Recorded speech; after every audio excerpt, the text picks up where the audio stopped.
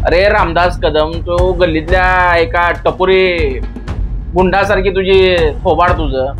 आदित्य ठाकरेला जनाची नाही मनाची थोडीशी लाज असती,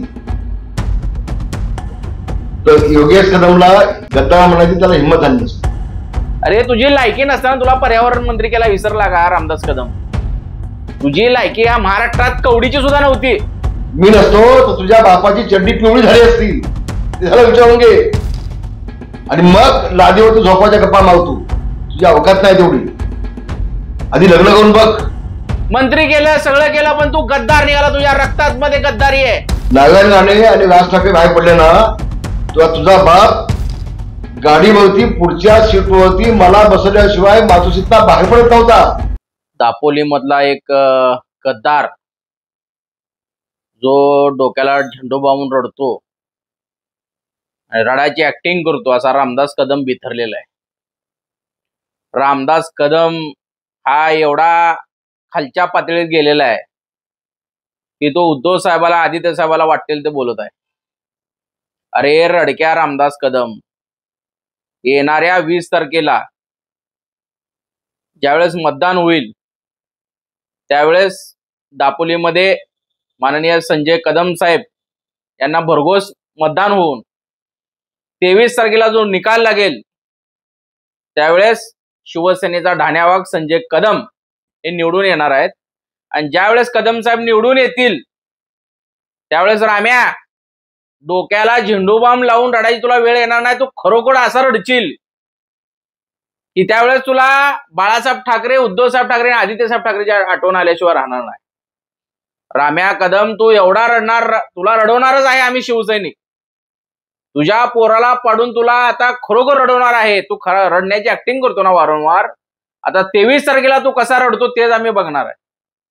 अरे रामदास कदम, तू काय म्हणला की ज्या वेळेस नारायण राणे आणि राज ठाकरे फुटले त्यावेळेस उद्धव ठाकरेला विचार की मला घेतल्याशिवाय उद्धव ठाकरे कुठे जात नव्हते। अरे रामदास कदम, तू काय कोण होता? तो लादेनचा बाप बीप लागून गेला की तुला पुढे घेऊन फिरायची काय गरज होती उद्धव साहेबांना?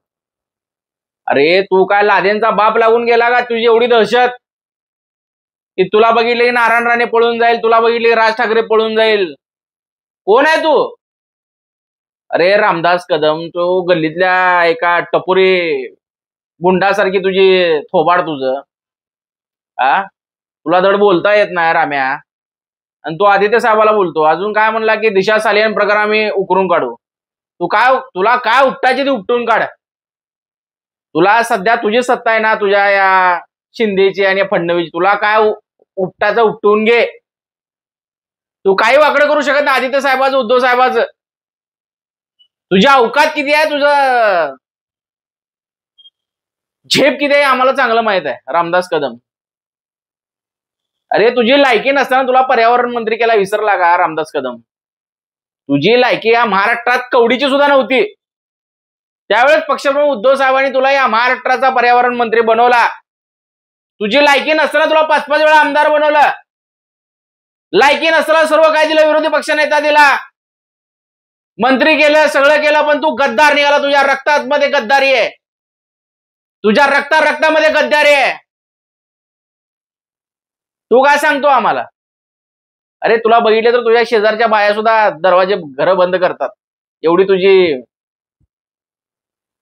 वाकडी नजरा बायांवर। तुझी काय लायकी आहे? अरे रामदास कदम, तुला बोलता येतं म्हणजे आम्हाला शिवसैनिकांना बोलायला येत नाही असं वाटतं तुला? तुझी अवकात आता आम्ही 23 तारखेला दाखवणार की तू काय लायकीचा आहे, काय तुझी अवकात आहे। 23 तारखेला तुला दाखवणार। जय महाराष्ट्र। तुम्ही पाहत आहात विस्टा न्यूज मराठी।